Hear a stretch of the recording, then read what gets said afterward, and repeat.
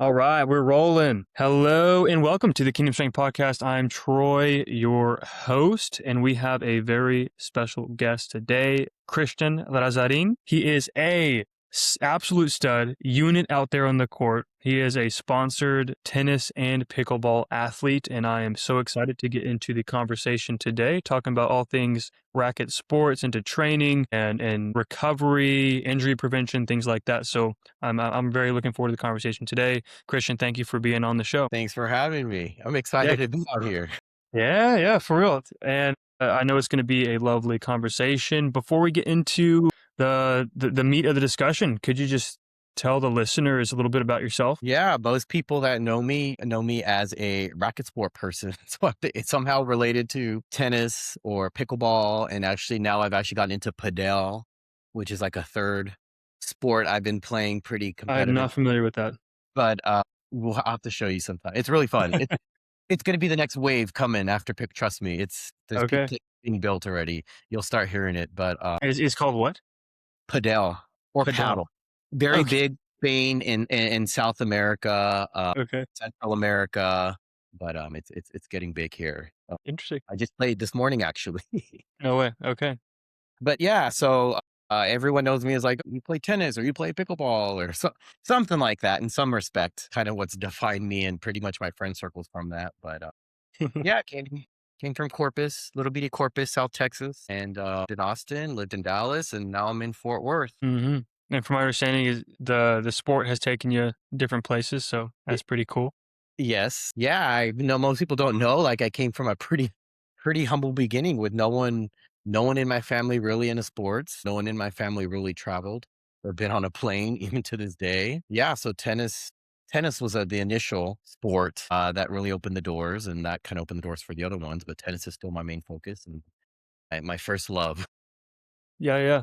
Speaking of that, how'd you get into tennis in the first place? Yeah, growing up, there's 6 of us siblings, but my older brother, we're the closest in age, so we're 2 years apart, and, luckily, we grew up before the whole tech phase came in with cell phones, and so we were pretty wild monkeys growing up, so luckily You we had to go grew up outside and actually do things, huh? yeah, we actually, like, used I look back and we had the craziest imaginations, and we would make up games and, be outside climbing trees and riding scooters and skateboards and making up ramps and skinning our knees and, luckily we were outside, so we were pretty active. We had a lot of energy, but we were, asthmatic, so our mom was very kind of protective and hovering, and she never liked us to run too much or be in sports or, we had the inhalers and we did the breathing treatments. I personally don't think I needed it. I felt like it was more like preventative. Like, here, take a breathing treatment. And I'm sitting there at the living room with my treatment. But we never had asthma attacks or anything. Mhm. So yeah, so we were actually kept from sports for a long time, even though we wanted to do sports. Mhm. And my best friend in middle school played tennis, and I begged to play tennis, and my mom would not let me. And then high school came around. So believe it or not, I actually had not played, like, was a late bloomer. I did not grow up as a little kid playing tennis. So it wasn't until high school. And, at that time, you needed PE credit. And so I told my mom, like, hey, let me just do tennis. I needed PE credit regardless. So that's how I was able to get into it. And I don't know, it's crazy. I just kind of got the tennis bug, and I was addicted to it, and I ended up just loving the sport. I was actually last on our JV team. Had only played once in my life. I had a Walmart racket and basketball shoes, and luckily our team was small enough that there was no one cut. So I was last on the team, did not know how to keep score, had no lessons, so it was literally like muscle memory, whatever I thought, frying pan grip probably. But yeah, that's why I got into it, and then I just loved it, and I would go to every practice, and my coach would have free training in the summer. So, we couldn't afford lessons or country club squads, and so I would go to any opportunity I could. And so I would just go out there and play all day and never got tired. And actually, during my sophomore year, a parent of one of my teammates was like, "Hey, there's this nonprofit program called Tennis Success. You should check it out. I think based on your zip code and in the area." And we lived in the area. My mom was a single mom for a long time. So, we were all government housing, food stamps, so we didn't really have much. Tennis was like, hey, we can't afford that. Mhm. This nonprofit I would go to practice. They would pick me up. It was all free, and I would play tennis. And yeah, it got me. finally, I think maybe a year in, I got some like actual rackets that weren't Walmart rackets. Nice, nice. Real rackets. But yeah, that kind of was what introduced me to the sport. And then I started learning like, hey, I had the heart for the game. I had the passion for it. And I started beating kids that actually were all decked out with matching clothes and the newest racket. And I had the drive, I could push myself and I would just be scrappy on the court.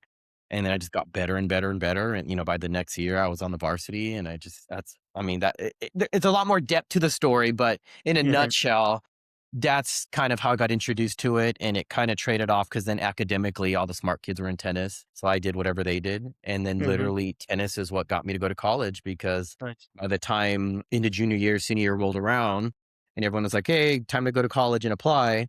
I was like top 5% in my class, only because I would get report card money. And so I would get straight A's and use that money to pay for not tennis lessons, tennis tournaments or equipment. Mhm. So in my head, I'm thinking tennis, get straight A's, get $70, use that money, pay for tournaments, and then this nonprofit would take us and travel, all over Texas, get rankings and all that. Gotcha. But yeah. So then it was like, hey, you're top 5%, you're Hispanic, you can go wherever you want. And so that's what got me I went to UT but again, it was just, I was doing what my tennis friends did because that was my circle and they were all valedictorian, salutatorian. So Mhm. again, it Did you really play at UT? opened my doors, opened the doors for me to play. Yeah, no, definitely. Well, what a blessing. What a Yeah. blessing. Did you play tennis at UT? I did. Well, so I went on an academic scholarship. And Mhm. then when I went there, I didn't know anything. Like, I didn't know about sports, tennis there. And when I first went, I was like, okay, I'm just going to do like intramurals. Teaching, like, I didn't know what it was. So I did it. And then it was like a joke. Okay, that's kind of mean. I shouldn't say it's a joke, but it was more like, it was just people like for fun, like, like patty cake in the Yeah, racket. yeah, And so then they had this club team. And I was like, oh, there's tryouts for it. And had some friends on it. And they're like, yeah, like we went to state and, one of my friends, she was a like biomedical engineer and she played junior US Open but she was focused on academics. So she didn't want to play for the team. So she did club. And then our number one guy played like junior Davis Cup for Costa Rica. It was yeah. really Mhm. competitive. And so I played that and went to nationals 2 years and we have tryouts and we got to represent this team. So it was fun. It was really fun to meet all those people and they're like closest friends now. And it was great. Like, yeah, what was your favorite part about that season of life? The camaraderie, the Yeah. teammates. I mean, Yeah, I yeah, have all the memories of, like, eating late night junk food and winning together as a yeah, yeah, team, yeah. the road trips, I think that was actually the first time I'd been on a plane was, again, Oh, tennis really? opened that door, so I Yeah, got to yeah, go yeah. for the first time, and then again, it's college, because I went to college and I never had been to a concert, never been to a football game, never had been to a baseball game, just a very sheltered this Mhm, bubble of a lifestyle. So it just again, it just opened all these opportunities. And then even after college, I traveling the world and still played competitively. And whether it was playing a mhm, tournament or volunteering, because I learned the sport through people giving back to me through the mhm. nonprofit. So I, Good. overseas and taught programs to give back to others. So it was Yeah, great. It's a great full that's amazing. circle moment. Yeah, full circle indeed. Yeah. Yeah, I'll ask you about that in a minute. Okay. Before we do, I would love to hear about the process from kind of being last on the JV team into playing collegiate tennis, you know what I mean? Like, what was it like putting in that work and from your perspective, the effort and diligence that it takes to, to get to high competition in high level tennis? Like, what was that experience for you, and what sort of insight would you give to someone listening, or maybe someone that would be seeking to do a similar thing as you did, right? Yeah. I mean, looking back, like I said, tennis, I mean, sports in general was just foreign in my family. Mhm, My family has a history of, high blood pressure and heart disease, mhm, obesity. And so it was, but again, luckily, like I said, I don't think if me and my brother were in that era where if we were on digital devices, we probably would have not been active. So luckily we had a lot of energy and we were very athletic as kids. And, I remember again, this was before YouTube and everything. So as I was, 13, 14, we had the VHSs that you would put in to record. So I would buy these recorded VHSs blanks. And then obviously at the time, I didn't know about Tennis Channel. So I only had the 4 Grand Slams that would go on 4 times a year, and I would Mhm. record matches on those blank VHSs and then look back, try to pause it to try to learn technique, because again, there's no YouTube at the time to tell you things. Mhm. And so I would pause it and I broke light bulbs in the ceiling from trying to practice my serve. I dented my garage door from trying Mhm. to, rally on it. We lived near a middle school, so I would walk a few blocks to this middle school and hit on the ball by myself. I mean, so I look back and I'm like, wow, I really had a drive. Like, I really loved it. I mean, I had that passion for it. And again, I used to compare myself to all the other kids, be like, I'm in basketball shoes, and I have these trash rackets that, are $20 at Walmart. And so I used to compare myself, and I had to get over that aspect Mhm. of, it wasn't just the equipment, but I realized there were the kids that were forced to play or their parents wanted them to play versus someone like me who actually my parents could care less if I played or not. It was all my self drive. Mhm. And that's when I learned I was competitive by nature in anything. I mean, I knew I was competitive in video games and board games, but I just, I'm very stubborn and steadfast if I put my mind to something. So I just, really wanted to get better at tennis. I would just, any opportunity I could play. But yeah, whenever it got to a more advanced level, I knew you've met me. I'm not tall. I knew I was going to have a big serve. I wasn't going to be a powerful person. So I guess kind of segueing into eventually the fitness and the recovery part is I knew my weapon was going to be my speed and my Mhm. stamina. Mhm. So I remember even when I was first playing, my coaches would be like, "We love your game. You don't miss, but you don't move the ball around. You hit it straight to your opponent down the middle of the court." And that's because I had never had lessons. So I didn't know how to hit an angle. I in my head, my game plan was just don't miss. Just get the ball Mhm. back. So I would just grind and hit 30 balls if I had to. And just in my head was like, don't miss. So I learned to just not, I didn't want to make any errors. And it's funny, Mhm. ironically, now my whole game is off angles and just changing up the ball, technique and playing very strategic, which I could Mhm. not do then. So I look Mhm. back and I'm kind of self-taught myself that feel. Like you can't really teach that feel to a lot of players. But yeah, I would tell people that want to, get to the higher level in whatever sport, even if it's not sports, just whatever they want to do. A lot of it I realized was mental. And Mhm. a big part of it was also growing up the way we grew up. There was kind of this glass ceiling of that's not for people like us, or we can't do that. Like, you Mhm. know, and again, I don't blame my family. They only knew what they knew at the time. They could only teach what they knew and what they dealt with growing up in their own backgrounds. So, and I think it was a protection thing for us to be taught that way. But it wasn't really until I started winning and had that self belief that it kind of set the ball rolling. And I also had applied. I was like, wow, if I have these trash equipment and I can beat these kids with just my will, then I applied that to the classroom too. And I was like, oh, that idea is good. Why can't I go somewhere like that? And Yeah. it manifested into all aspects of my life. And then even tenfold when I went to college, because now I'm in a new environment by myself. It was the scariest thing I'd ever did, but no one there knew me, knew my background, knew where I came from, knew my socioeconomic status. And so Mhm. there was no expectation or preset judgment. And so I Mhm. met people the first time that were like, you can do whatever you want. Like, you're at a fresh start, you're at a college, you're in a new city, like, Mhm. don't hold yourself back. And Mhm. again, I kind of manifested that and translated it into every part of my life, socially, athletically, academically, spiritually, like everything. It's like, okay, like no one knows me here. Yeah. I can do whatever. And then I had to get disciplined. Obviously, there's that discipline when you're competing.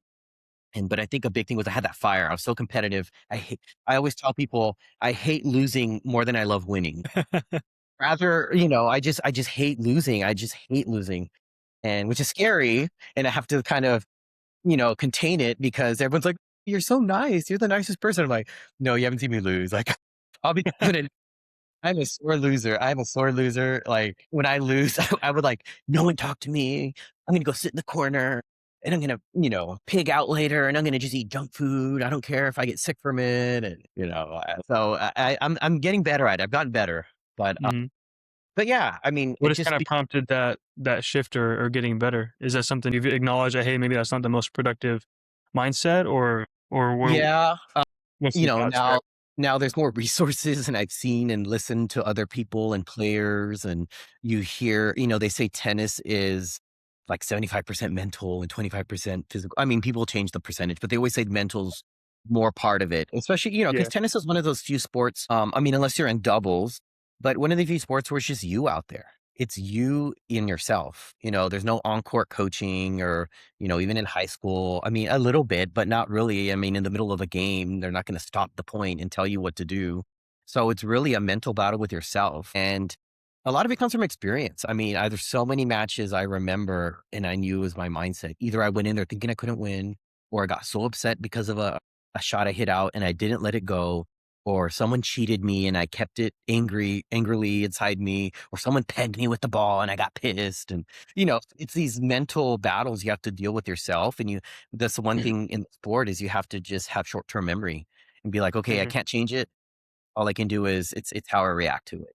And Hmm. especially my game being a very grinding game where I'm not blasting winners and I'm just not missing. What tends to happen is my opponent loses because I don't miss. One of us has to either hit it out or in the net or hit a winner. I'm not going to hit a winner. And if they're not hitting winners, they're making the errors, which in their brain, they translate to it's their fault. They're messing up. I have no impact because they're missing all the balls. But Hmm. really, it's me playing my style where I'm not going to miss. But they internalize it. So I tend to frustrate a lot of people Hmm. because they're thinking, how did I lose to this guy? He hit no winners on me and I hit everything out or in the net. It's because, well, I'm not missing. One of us is going to miss, Hmm.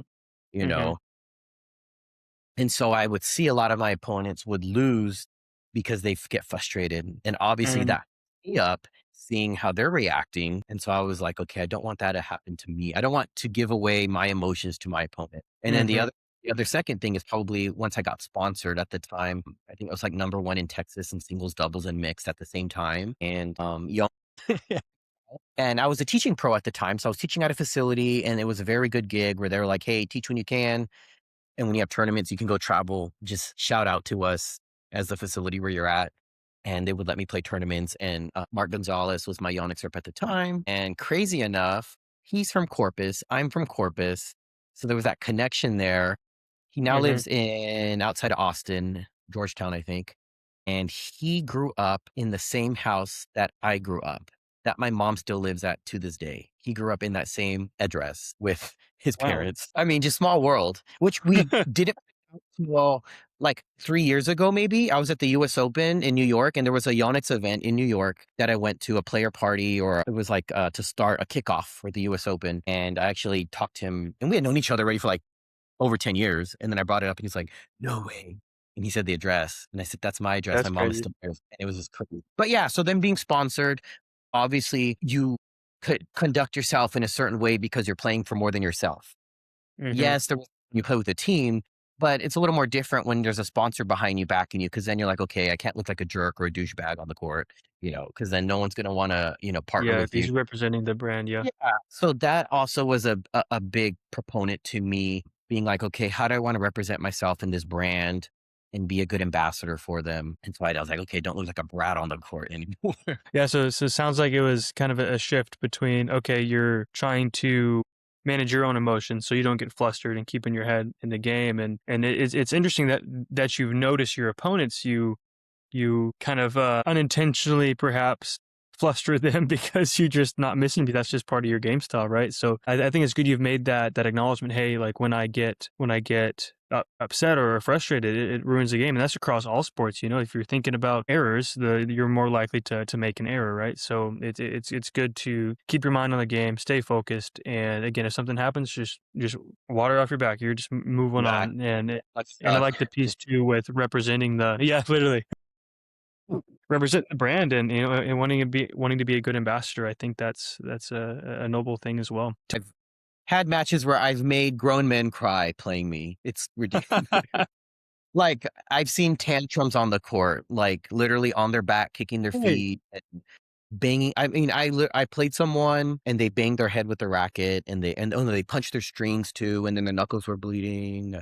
I mean, there's Oh, levels to jeez. frustration, and I'm like, okay, like for me, I'm like, that's a win-win, and I'm just gonna like, makes me feel pumps me up, but I'm like, okay, I don't Mhm. want to get to that point.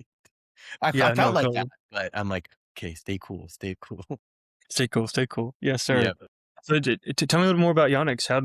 I know they reached out, relationship formed. You're an ambassador for them. How's that relationship been, and what's it kind of look like to be a brand ambassador for the company there? It's been such a blessing, and it's funny because it's like when I look back at the timeline of my life I've had so far, it's funny how things have fallen into place because I actually loved Yonix before I even knew I was gonna get sponsored. Like, I never thought I would get sponsored at all by anybody, Hmm. but I actually had liked the brand and was actually using it before they even approached me. Hmm. There was an in-between moment where when I was teaching, I had got into a contract that my director at the time had put me into without my knowledge, and it was this brand, I'm not gonna say what it is, but it was a brand I did not like, and I was like, "Ugh, of all the brands, I don't wanna sign with them." And I had Yonix before that. And then luckily it ended, it was like a year, and, I mean, it was still cool, I mean, they gave me free stuff for that brand, but I just, I didn't feel connected with it. And Hmm. so it was like when that ended, it just happened at that time that then my director of Rackets at the time was at a conference, and Mark, the Yonix rep, was there and approached him. And we kind of knew each other through social media. And Hmm. he's like, "Hey, would Christian be interested?" I was like, "Heck yeah." So yeah, it's been great. I really feel like I have a little leg up because me and Mark have that personal connection of, we know the Hmm. same circle, we grew up in the same city, same house. So he's been really great taking care of me. Like, like, "Hey, I have a clay tournament. Okay, let me send you some clay shoes in the mail. Go, good luck. You know, Hmm. uh, hey, I need this. Whatever I need. They give me grips, they give me socks, they give me hats, they give me. I literally have a dresser full, and it can barely close, and it's all of Yonex really spoiled me a lot, from wristband to sweaters to vests to, the only thing is probably underwear I don't have from them. I don't even think they make underwear. Everything else, they've got me covered. Yeah. It's been great. I mean, and at the time when I first partnered with them, kind of social media was in its infancy and Instagram, and I was real big into it, and so I kind of really helped push like the collaborations and tagging paid partnerships. Hmm. And that's kind of other companies like, "Hey, we love how you represent Yonex. We love your photos." And so people, my Instagram handle is actually my first initial K Yonex. Like, I'm that invested in them that even my handle has Yonex in it Hmm. because it's really defined me and shaped me, and I love what they stand for. I love the brand. It's a Japanese-based company. They're really big on quality. It's just the precision. I mean, everything's great about it. I love what they represent. I love they treat their players well. I mean, they do. They even got me into pickleball. So for a few years, I was sponsored in both sports through Yonex with them. Hmm. I love to represent them. They treat me well. It's great. I mean, we had calls. They've been very transparent, like letting me give input on ideas, what Hmm. I've thought. Like pickleball, I was telling them, "Hey, you need a longer handle, for us two-handers in pickleball." And like a year later, they made one and they got the extra length on the Okay. handle. Yeah. Yeah. Any running marketing events, they were very open to getting my feedback on what I thought, how I ran it. They liked my ideas. Yeah. Hmm. I was able to speak to other ambassadors and let them know things I've done that worked for me that could help them. And Hmm. again, I've been to Indian Wells and they invite me to the party. They have a big young party. I've been multiple times to New York and they have a party with all the players on rooftops. It's great. They Yeah. treat me really well, and I'm glad to be a part of them. I don't know what 12, 13 years now. Maybe I've been with them. Okay. Dang. Yeah. Quite some time. So it Yeah, sounds like a solid company, solid mission, and producing some quality products. So very if grateful to have. anybody listening plays tennis or pickleball, Yonix is the brand to go with. I'm sure That, and they're anyone in big. that world is fairly familiar with it, but I'm not because I don't really play tennis nor pickleball.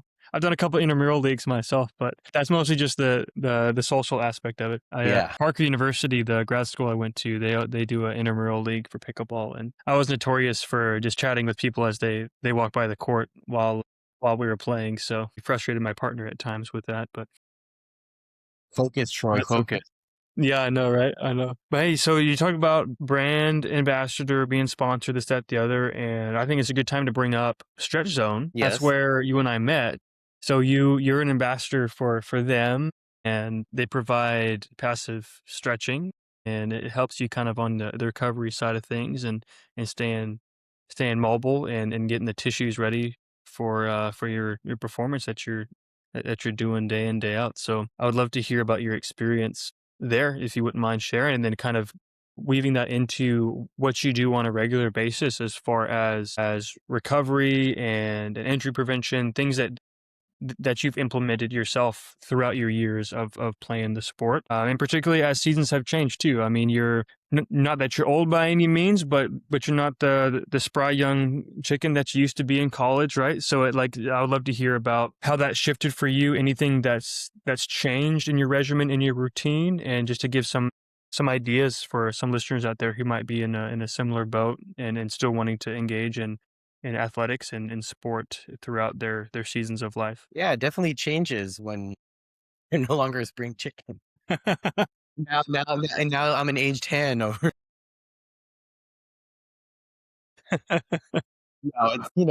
it's funny because, you hear from people that are like, "Oh, when you hit this age, you're gonna feel this and that and and I was just like, "No."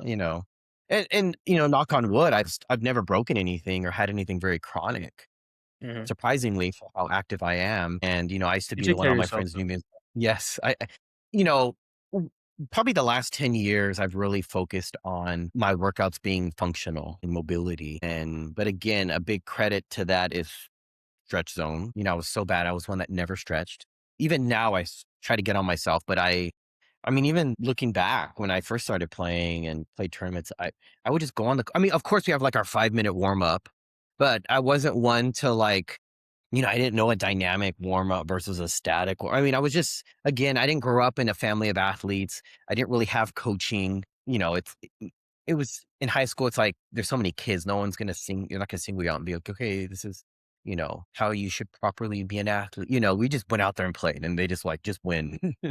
um, yeah, there wasn't really a wellness aspect to it and a preventative aspect. It took me I mean, I kinda had to learn on my own, and it wasn't till I was probably mid-20s till I really started to focus on that. And credit because I go to stretch zone, everyone's like, "Oh, you're so flexible," and this and that. And people think like, "Oh, I must stretch all the time." Before tennis, I was in gymnastics, and so I kinda have a leg up with the flexibility, and it's been good because it gives me benchmarks to know that I can still do that, like, can I touch the floor flat with my palms without bending my knees? Like, I get pissed if I realize, like, I'm losing that, so I make sure, like, little things like that or, like, sitting down and I can reach over and touch my toes, things that I Mhm, younger when I was very flexible, I try to make sure I'm not losing that because I'm like, "I used to be able to do that. I still wanna be able to do that." mhm. And I mean, I used to be able to like slide into the splits and hit a forehand, like on the run. And I mean, it was just, I would just, even in pickleball, I have done that before. And it was just crazy because and I didn't mean to. I was just, if I slipped, I just naturally was flexible. And I credit that to my speed. I mean, everything around that was the mobility part. And when I moved to Dallas, I think I first ran in a strip club. I think maybe I looked him up. I was in Addison at the time and I was going kind of regularly or I had bought a package I had first done obviously my free demo. And it was with Jennifer. And then I think it was a next meeting I met Michelle. But they were both in the tennis world and Mhm, had the same circle of friends. And I think they started following me on social and kind of saw I had a following and how I was representing other brands. And they were very kind to extend the invitation to partnering up mhm, and be the ambassador. And I believe at the time they hadn't really done that with anyone. So we kind of looked at a mhm, contract together and what we could provide for each other. And it's maybe 4 years now, maybe I've still been with them. They've been mhm. very nice. Yeah, Jen is awesome. Yeah, Jen is amazing, and they've been so sweet to keep me on because I'm always all over. So Mhm, I've been as consistent because I try to, I'm always in different cities and going to different locations. So I've told them like, hey, like if you want to cut me loose, let me. And they're like, no, no, we love you, we love you. They're super nice. yeah, yeah, Yeah, stretch zone has really taught me how crucial and beneficial the mobility part and the flexibility and just the range of motion has been, not just in athletics, but just as a way of life. And I do credit. building the habit. Yep. Mm, Yeah. built a habit. And again, seeing how important it is that, having a practitioner assisted stretch can really isolate more than doing it on your own and get a deeper stretch has been great. And it's reminded me like, okay, I need to, when I have a recovery day, do some stretching, do more stretching than I probably, do on my own. Like normally I would just be like, oh, 2 minutes, I'm good. But, you know, I can feel now when I haven't stretched or been to stretch zone, my body just feels tight. It doesn't feel as mobile, and I've been grateful to be able to share my platform and invite others to go to stretch zone. And I've had people go and they're like, wow, it's so good, whether it's for an injury or trying to test it out before they get some sort of surgery. But they've all said how amazing they feel Hmm. after going. And it was Yeah. just Yeah. one of those things that I was like, wow, I never heard of practitioner assisted stretching until a few Yeah. years ago, maybe after COVID or something. And I'm glad I found out and I'm glad I've stuck with it. Yeah. I'm grateful I got to Really been meet a you game there. changer. Yeah. Yeah. Yeah. It's something that is interesting because I've had people ask me about stretching, this, that, the other. There's so many different things out there in the ether about stretching itself. Oh, when to do this, when to do that, not doing static stretching before activity because, you get a little Yeah. bit of length to the structures within the muscle fiber itself so that you produce less power because there's less of that cross bridging of the actin and myosin filaments and then you're not able to produce power before the sport performance and activity when you really need to be quick and efficient. And there's so dynamic stretching a little bit more appropriate for before sport, but in your recovery sessions, like you're talking about, stretch zone, where you're actually getting more of a sustained stretch. It's not it's a few seconds long. There's other ways to do it too with longer holds, but something that's fascinating to me is, like you're saying, a lot of people saw a lot of benefit from it, feeling better, more range of motion, more mobility. Stretch Zone actually did a research study, for the only stretch company that did a study to actually show, hey, what are the outcomes for the different different groups, that control group that to receive no stretching, and then they had different frequencies of stretching, 1 time a week, 2 times a week, 3 times a week, et cetera, et cetera. And yeah, awesome outcomes. I think it was specifically on the stretch zone protocol itself. However, no matter how you frame it, stretching is beneficial, and many people see benefit from it. And it was just kind of interesting as a clinician, and in my experience there's so many different mechanisms that could be at play when you're putting tension in different structures, taking joints through different ranges of motion. For example, it could be a joint-based dominant mechanism at play, and it's really truly the cranking on a joint that's producing some sort of input into the joint capsule that is helping the system have better proprioception or more motion there, or maybe like a nerve. You're doing a nerve tension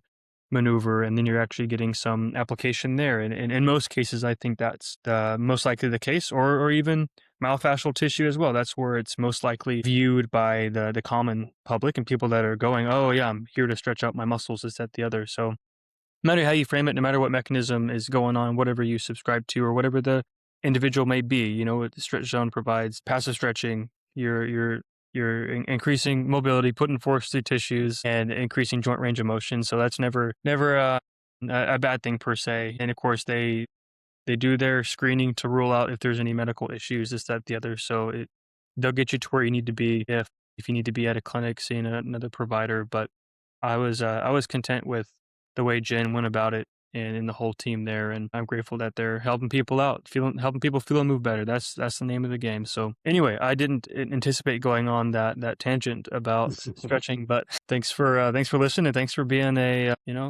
ambassador for that brand, and I know they're doing some good work and in the community. So anyway, any more things come to mind as far as your regimen, your routine? I would love to hear also about kind of your training too, both now and kind of how that's developed throughout your time within the sport, as far as practicing.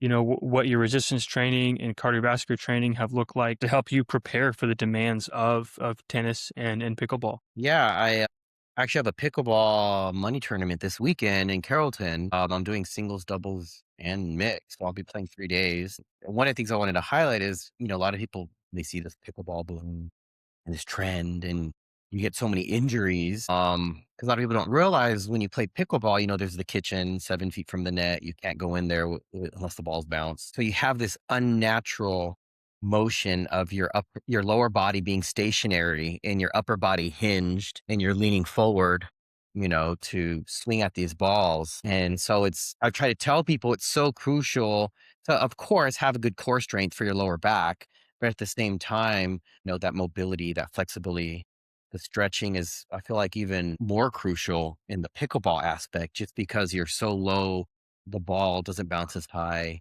and a lot of people tend to bend at their back rather than their knees. And it's such, and you see a older demographic playing pickleball than, of course, tennis at a competitive level. But yeah, so you see a lot. I feel bad. I love people to learn the sport, but I always, if I ever teach somebody or show someone new the sport, I'm like, hey, make sure you probably warm up, Hmm. because pickleball is a lot of hinging. It's the lower back more than you would Hmm. tennis. Yeah. Uh, Yeah. which it, So hinge work within a resistance training regimen ought to be yeah, beneficial, right? To yeah, load the and posterior chain a little bit, get the like glutes hmm to take some load, so it's not as much load on the low back. yeah, and here in my apartment, luckily, I don't know if I mentioned to you, this Canyon Ranch. Hmm. At the gym here, that I'm a member at, and it's just down the hall for me. But what I love about them, kind of a shout out to Canyon Ranch, but what I love about them is it's not just a gym, but it's a whole holistic venue for wellness, just physically, mentally, recovery. So they actually have a full floor that is all vitality and recovery, which has Mm-hmm. been a game changer for me because I can go up there at any point when they're open, and, they have the lymphatic rollers, they have the sauna pod, they have the red light beds, they have the compression boots, they have the PEMF mat, they have the Dara goggles. Or not there. Well, they have Dara goggles for your temples, but they have the compression boots. And then they have this like a shift wave chair that helps reset your brain and your nervous system. And so they have all these modalities that I found have been very crucial in my recovery. Hmm. They have these, what is it, like gravity chairs that warm up and lay back. And I mean, just to kind of reset your whole body. And then obviously the dry sauna, the wet sauna, the whirlpool. I mean, all those have been great tools that I didn't have before because I didn't have a gym with all that, especially it's such a convenience or it's just down the hall. But it's like this extra motivation of, oh yeah, I used to go wake up early if I knew I had a match or a tournament, and I'd go to the gym and do some sort of warm up with resistance bands or cables, and, just kind of get my body ready for the match. But now I've put a lot more effort into the post match recovery, Hmm. especially if I know I'm playing again the next day.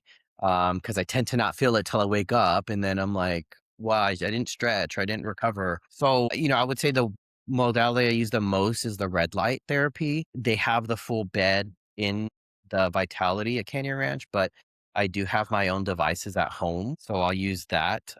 And of course, like the massage guns and the rolling drainage. And, so and then I also have my own TINS unit. So I use that too if I feel like I've something sore or something's tweaked. So I have all these tools, and sometimes I have more tools than I probably could use.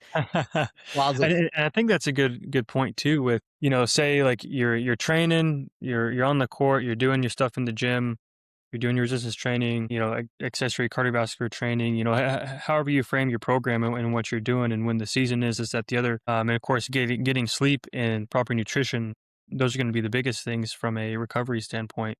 And then all these modalities, they're a great cherry on top. And I think, like you're talking about, it's just kind of been the putting you over the edge and really the last like 1-2% of having you feel optimized and ready to go for your next bout of training or competition. So especially from like a cellular healing standpoint with like the red light or the PEMF bed, Yeah. the pulsed electric magnetic frequency. We have one of these at the clinic that I work at, Parker Performance Institute, and people love it. And it's just a great way to kind of add in some of the kind of cellular healing stuff, but you also have the red light. You have all these other things that are really good. But if you're not doing the things that are going to have more weight when it comes to general recovery, like from a tissue perspective, from a cognitive brain standpoint, the sleep, nutrition.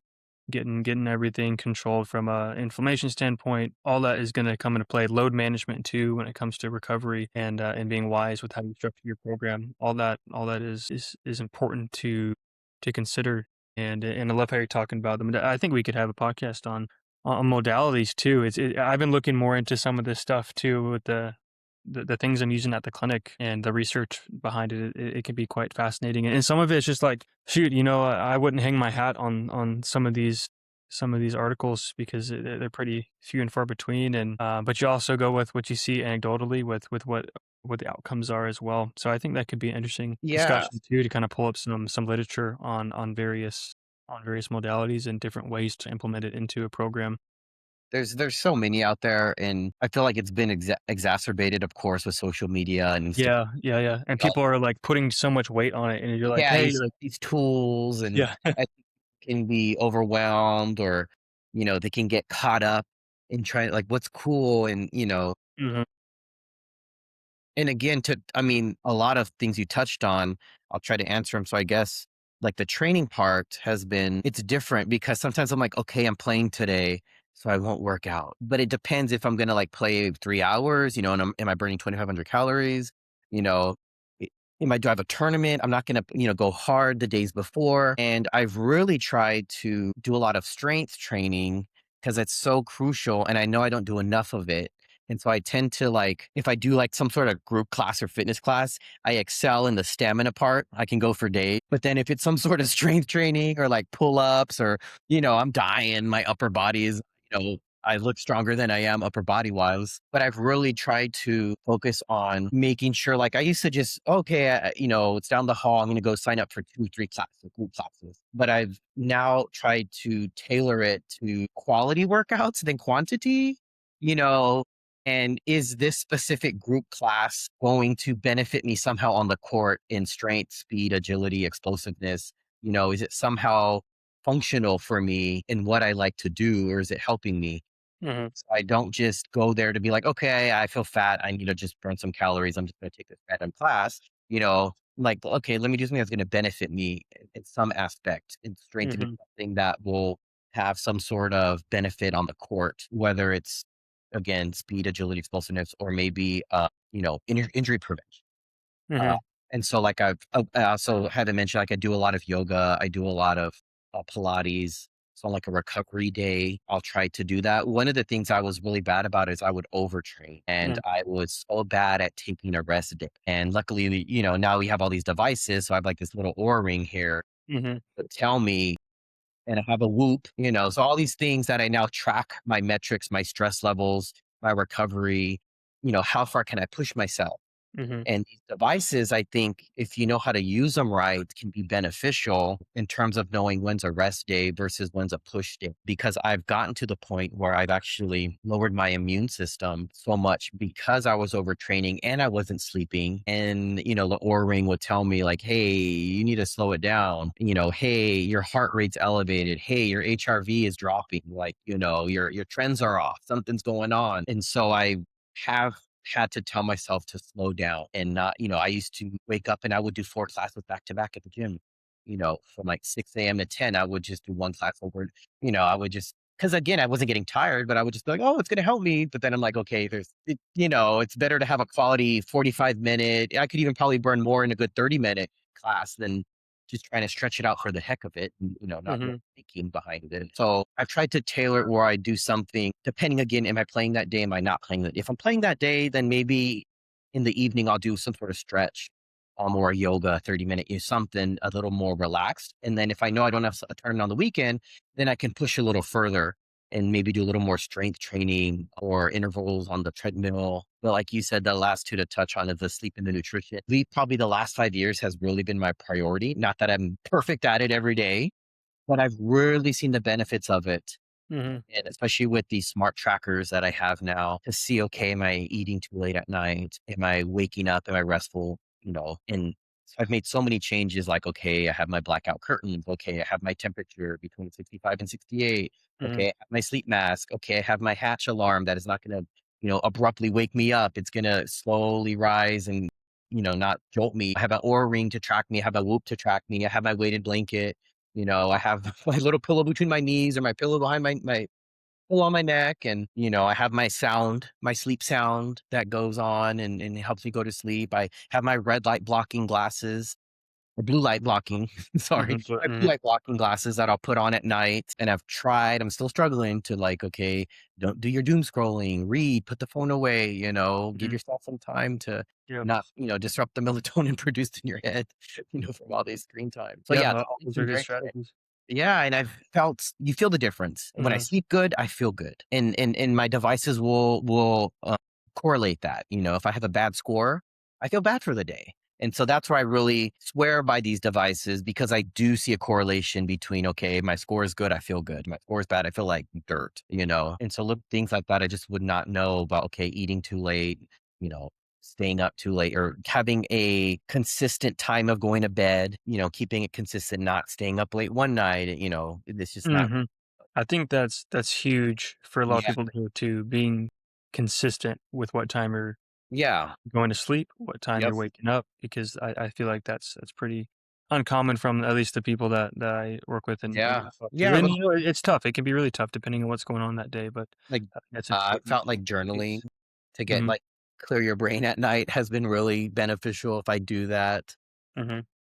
No caffeine late at night is going to keep me up or alcohol or any of those little things. It's just like, okay, it's a lot, but if you can get it regimented, it makes a difference. Mhm. And then the nutrition part, again, I'm not a spring chicken. So now I'm like, before I could eat crap and I'd look like a stick. You just eat whatever, and calories just matter. And then now it's like, okay, if I don't eat well, it doesn't come off as easily. And, my body is going to look like an apple or SpongeBob shaped. I don't, have a little more. And I've tried to have the mindset of fuel. Food is fuel. Mhm. Not just what looks good or what tastes good, but is it actually fueling my body? And I've Mhm. had to change my mindset to think like, okay, is what I'm eating or what looks on this plate at all beneficial or nutrient dense for me in any Mhm. aspect? Yeah. Because it's so easy to get lost in like, oh, that looks good or that looks Instagram worthy, but there's no, nutrition in that, and I'm a big sugar addict, which is bad. And I'm trying to get off that because it's, my family, again, the history of diabetes. And, I don't want that. I don't, now there's all these links with sugar to Alzheimer's and they're calling it diabetes type 3, all these, just all these things that, I mean, we could go on a whole other subject about the food industry and processed Yeah. foods, and, the Western diet and all that. And again, it's almost like it's funny. I almost feel like life, in a sense, is this game in terms of, society and, learning to bypass all the things that are in front of you and actually educating yourself. Okay. And there's a trick to life. If you can figure out, okay, what's the real things to eat? What's the way to stay in shape? What's the way to sleep? Because I'm very big on like trying not to take anything over the counter or medications if I don't have to. I always tell people, okay, and I try to live it myself too. If I feel bad, sleep, diet, exercise in some aspect. Like do that first. See if I Mhm. can, heal whatever is going on. But it's, it's hard because everything is thrown at your face. And it's like, okay, can you put those blinders on? Yeah. Dodge all these, goodies that are flashed in front of you that are like these quick fixes Mhm. and what is the conventional mainstream thing of what is being sold and shown in your face is like, no, and I tell Yeah. people, just try it because the proof is in the pudding is how you feel, and that's what I try to tell myself is like, okay, try not eating that or try doing this or try exercising and see how I feel. And then it's like, okay, yeah, it works for me, so why not? But it's like, it's hard because there's all these temptations of the wrong things that are being sold to cure, all these ailments that, and again, all those things, nutrition, diet, sleep, I mean, just it's so holistic in terms of your well-being, your happiness, your mental state, your social connection. I mean, there's a whole circle, I feel like, of these tools that, overall just enhance your quality of life. But it's been a while, especially for me growing up in a family that obviously, when you're just surviving, you're buying what you can, what's cheapest, living in those food deserts where you don't really have these farmers markets or these nutritional foods and you're just Mhm. living off whatever you can get for cheap, which is typically not the healthiest things. So I look back and I've come a long way of educating myself, and trying to listen to the right people and having the right mentors that and seeing it, I'm glad that got introduced into the sport of tennis or just athletics in general because it opened the segue into more health and wellness and Hmm. just lifestyle choices.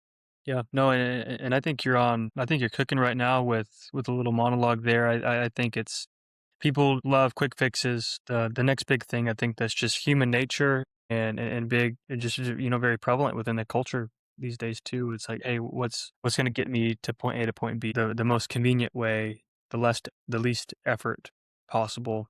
And I think you're dead on when you said, hey, just do the big things well. It's going to take effort. It's going to take consistency.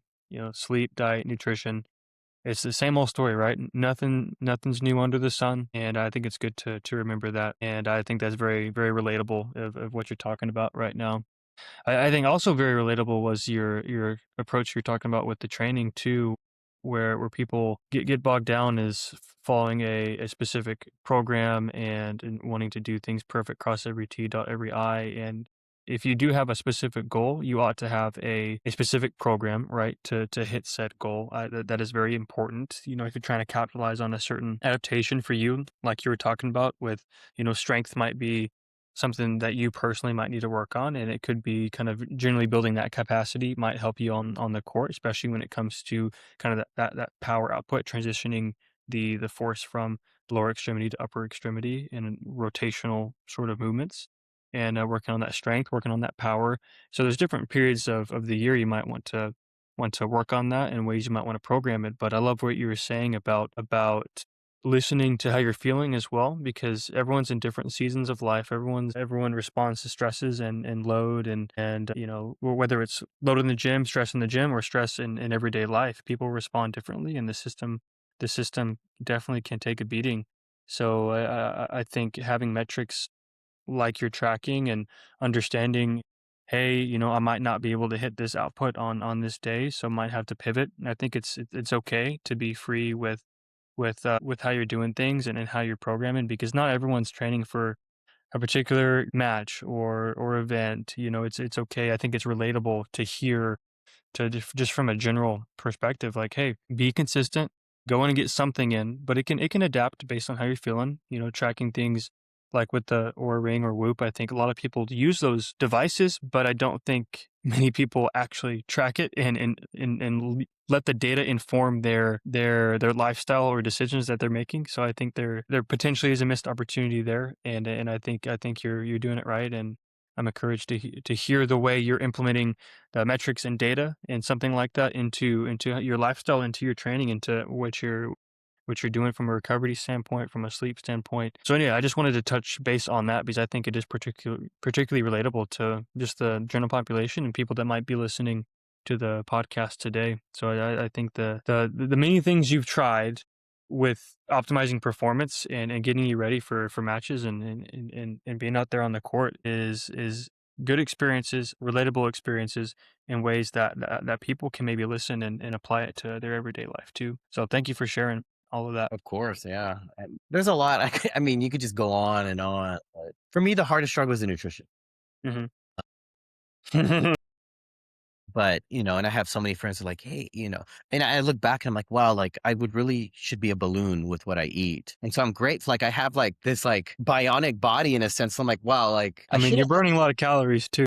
but I burn a lot of calories. But and I could honestly say I've never, and I'm like the clock is ticking, but I've never actually gone full force into the diet part to actually see the potential I could hit. And I feel like I could really improve everything: strength, speed, I mean, just stamina. Like, and I've had friends that was like, imagine if you actually ate clean, like consistently. They're like, luckily, I love to exercise.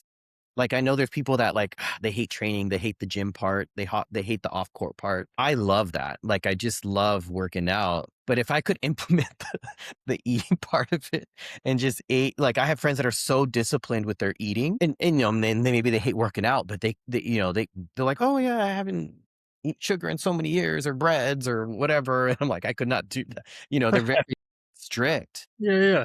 but I just know like performance wise, it makes such an impact. I mean, I've gotten better. I've come leaps and bounds from, growing up to understand the nutrition part. And a big thing for me is like cooking, staying home, because you never know. You can't really control what is in the foods when you go out and eat and Mhm. also the portions. And I've realized that like when I used to eat out all the time, and it's also, I think, goes back to the way I grew up. You're told to finish your plate and clean the plate. And so it Mhm. was tough because now I had to get out of that mindset of like, I don't have to gorge myself and finish Mhm. the plate, especially with the portion sizes being so big. But Mhm. that's just how we were growing up. You couldn't waste anything. And so you just were taught to eat everything. Even if you're full, just Mhm. finish it. And I realized when I take a break and I don't eat out or I split a meal or something with someone, I can get so full with just a smaller portion.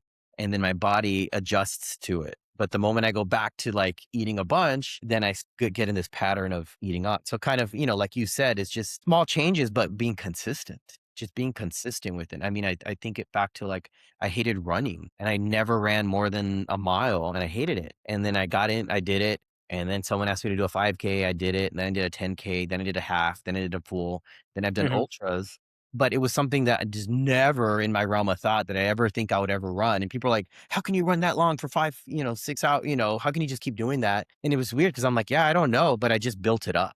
Mhm. It was just slow and steady. Mhm. So I mean, so I encourage anybody in whatever level they are fitness wise, is if, it becomes, if you're consistent enough, it just becomes a lifestyle and it becomes Mhm. automatic. And it's Yeah, just yeah. astounding It's how not your like body these immediate molds. changes, right? Yeah, and, like, even just a couple weeks ago, I was on vacation, and I wanted to wake up every morning and go to the gym just because I'm glad that it's become a need for me. My body craves it, which I Mhm. enjoy.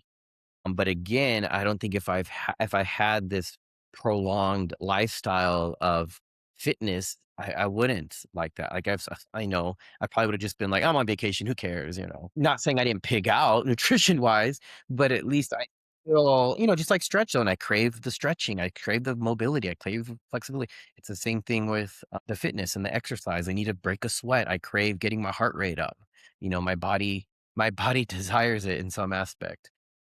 So Mhm. it's just, small We made changes, the but move. it's consistency. Yeah, I need to move. And, I read so much about when people age and seniors and, the number one thing is mobility. They just become so sedentary. Or I'll see comparisons of people that work out and do strength training in their 50s, 60s, and 70s.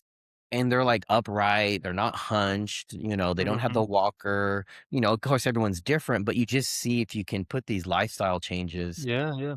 early and you're Strength consistent. So I training, really yeah, that's what yeah, I'm from an glad. older perspective too. Yeah, that's Yeah. huge I when I it see comes those to like and I bone see those density. things.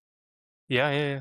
I'm like, "Which one do I wanna be when I grow up?" I mean, I always exercise, I feel like, but I'm like, "Okay, I need to eat good," because I see people that are 50, 60, and they're fitter than me, and I'm like, it's so I mean, same thing, I feel like a lot of it is, what you feed yourself, not just physically, but socially. So I've gotten really big into curating my feeds on social media because it's so hard to get sucked in to whatever you see, whether it's good thing, positive or negative. So my feeds right now they're really fitness orientated, wellness orientated. So I see these people that are old and I really get inspired by people that are older than me Mhm. that look so fit and they're so mobile and they're doing amazing things and running races and doing pull-ups and push-ups like nothing. And so that inspires me Yeah. to be like, okay, the decisions I'm making now, probably even 5 years ago, 10 years ago, I mean, the earlier the better. You're building that foundation. And I wish I'd tell myself, when I don't want to work out or I feel like I have a lot of work, I'm like, okay, you can't put a price on health at Mhm. all. Or my gym that I feel like I'm paying an arm and a leg for, but I'm like, well, I'm using it, and it's convenient. But I'm like, okay, well, and I don't want to be one of those people where like something chronic pops up or I get injured and then you crave, or now it's more important, your health, or you miss what it felt like to have full range of motion with no aches or pains. I mean, I've been lucky my whole life. Even now I have that, like there's nothing hurting me and I can move freely, but I think a lot of people take it for granted. Mhm. And it's so easy, like you said, to just think of the now or the quick fixes and Mhm. of you don't think the long-term benefits. It's so easy, especially now with everything, the short-term shortcuts on the Mhm. losing weight and Yeah, everything. and from, Yeah, like, that you know, nutrition or, like, exercise programming standpoint, yeah, you know, and I tell people, it's not gonna be quick. L Like you said, yeah, it needs to be a slow progression to things or else your tissues won't be prepared for the demands you're gonna place on it. Or the diet and nutrition yep, choices are gonna be hard to maintain in the long run. So yeah, making little decisions, little steps in the positive direction, making it a habit, making it consistent. I think a lifestyle. these are Yes. awesome things to bring up, and I love what you this would be kind of, my final thought, and then I'll give the floor to you to kind of for some final takeaways, but when you're just talking right then, you were saying, what are you feeding yourself?" And I like how you frame that in not just from the nutritional side of things, but just the world around you, you know, what are you Mhm. bringing in? What are you letting bring in? And I think that that has a parallel to what you're talking about earlier from a performance standpoint with not focusing too much on the negative emotions or getting frustrated during a game or you know seeing what someone else does have an impact on you. You know, I think it all across the board that could be you know a good theme of the conversation today. Like, what are you feeding yourself? What are you letting in? You know, are you being too caught up on other people, what they may be doing, what they may be thinking about, or what they may be thinking of you specifically. So I think all these things are good things to acknowledge and lay down and be aware of. Hey, what are you letting in? What sort of thoughts are you letting in your head? What sort of things are you putting in your body? You know, I think that is important to be aware of, and I think I'm encouraged by the conversation. I think it'll be beneficial for the listeners to listen to today, and I'm grateful for anybody out there listening to the show, and grateful for you for being on today, Christian. So for now, I'll give you the floor to give any sort of final thoughts or takeaways from the conversation, or anything that you didn't get to bring up that you think you might want to have brought up before the discussion today. Of Yeah, I mean, of course, again, thank you for having me. This is fun. course. You know me, I'm a talker, so I like to talk. On, I love that about you. but yeah, kind of to piggyback off what you said, I've really focused, I mean, on everything again comprehensively on the lifestyle part. And you know me, I'm big on social media. Like I'm on it a lot. Not that I'm big myself, but I'm on it a lot, and you see a lot of I stuff. mean, you're pretty big. I'm okay. But, I do a lot of my work through it, my marketing, so it's easy to get sucked into that world, Hmm. and I'm the first to tell people who see my stuff, and they're like, "Oh, you're living the life, and you're just traveling and eating and playing tennis," and I'm like, I'm the first to be like, "Hey, it's all a facade. It's all curated to show the best aspects of people's life, you know, take it with a grain of salt." Hmm. Everyone has problems, issues, like, everyone Yeah, has life, yeah. Don't let it but breed I try. comparison. Hmm. Yeah, I try not to compare, and I try to elicit positivity through my page and my feed and hopefully inspire people or change people or influence them in some positive aspect. But it's easy, even myself, I see this person's so fit or this person's in a different country every day. And I have to learn like, oh, what do they do? They're just like living the life and I'll see someone and then I'll scroll down on their feed and I see the photo of where they are, they posted today is the same photo from 3 months ago, and they're just recycling this content. And it made me realize, like, okay, it can't always be like they're trying to stay relevant. They're trying to curate this certain lifestyle, especially now with AI. I mean, I could tell AI me, on a beach in the Caribbean and no one would know. I could just tag myself there. I mean, so you have to really just take things with a grain of salt and focus on yourself. People have a way of making extraordinary lives look ordinary, and people think that's the norm. Uh, Mm, and it's so easy to be exposed to that every day. And sometimes, like for me, I've gotten into ruts where I feel like, okay, I'm falling behind because I'm comparing myself to this person and have to tell myself, okay, you're not, and it's my own journey, be better than I was yesterday. And the best comparison I feel like that I'll ever make is who I was the day before. It's like, what is my goal? Be better than I was yesterday, keep improving, being consistent, like you said, in every aspect of your life and not comparing and just thinking, okay, shaping the future ahead and thinking, okay, this is my journey. It doesn't have to look like anyone else's. And I think a lot of people can get lost in that in mhm. whatever aspect of their life. And the model I live by is you can't add time to your life, you can add life to your time. And Hmm. I think a big part of that is the topics we talked about today. When I am fortunate to travel, I'm like, okay, I'm glad I'm healthy. I can hike this, I can swim this. I don't want to lose a quality of life. And a big part of it is again, it all roots from tennis being introduced to my life, but it opened up all these branches into health, wellness, nutrition, recovery, you know, the social component, like you said, talking to people at pickleball. I mean, that's a big drive is the social part of it. So Hmm. these other sports, it gives me a whole new social circle. Yeah, true. But just again, in a nutshell, everything has just stemmed from me. My seed was tennis. I think there's this different seeds for everybody on what roots into their life. Hopefully, it's something positive. But again, yeah, I just tell people find something you love positively, and make the most of it. And again, hopefully, it branches into something that they can keep growing for the rest of their life. I mean, I feel like the health wellness perspective, Stretch Zone, all these companies that promote health and wellness. And again, it's a lifestyle that I hope to continue, just to have a great quality of life. I mean, and I think I see both sides of it. Again, like I said, the background that I grew up in. Hmm. I have family members, and they're always in aches and pains, going to the doctor and taking all these meds. And I think them too, like, hey, you know, try this, eat this, try doing, making these changes. But yeah, I mean, everyone's on their own journey, and I think everyone, it's so easy to compare, and I've learned that because I used to do that too. And I tell people it's your journey, it's no one else's. It's your timeline, it's no one else's. I love it.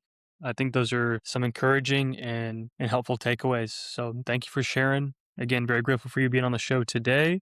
And thank you for all you listeners who tuned in. Looking forward to catching you on the next one. God bless.